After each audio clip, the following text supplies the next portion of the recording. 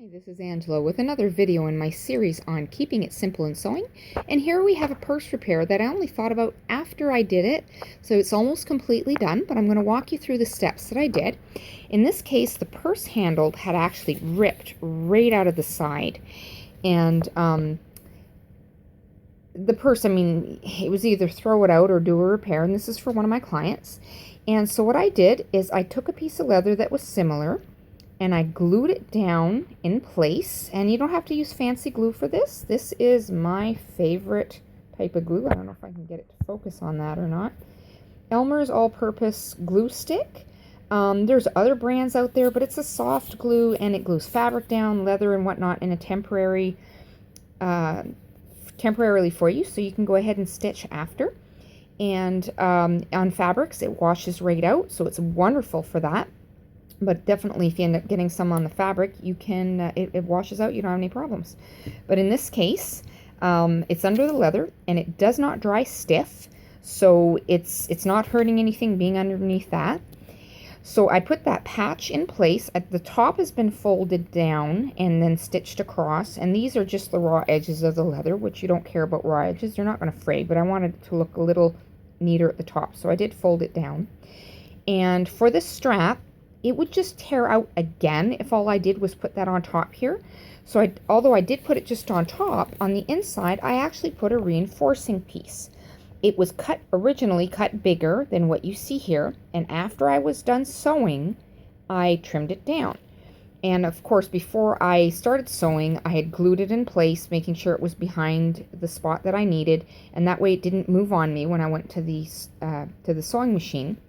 And just before I sewed, I glued the strap down. And I waited a minute or so, and just it helps to keep it in position, and you don't have to use pins, or it's kind of hard to get in there with clips or anything like that. It's not going to hold it, but it'll keep it from sliding all over the place. So it's really, really handy that way. Now the other side of the strap, even though it hadn't torn out yet, it was starting to show signs of strain underneath. So I went ahead as well, and I put a reinforcing patch on the inside. And this one, you can see I haven't clipped it yet, and I will in a few minutes. I could have centered it a little better. Obviously, I've just got to the edges on some spots, but just be careful. You've got it pretty well in the middle of the area that you're going to be stitching. And then you clip it after when you're all done and make it look nice, neat, and tidy. And I've also gone ahead, and some of the edges you can see on the strap have gone white, and it's not as attractive looking. And you can either just use a permanent marker, or if you have leather dye, you can go ahead and just touch up with a Q-tip and get those spots.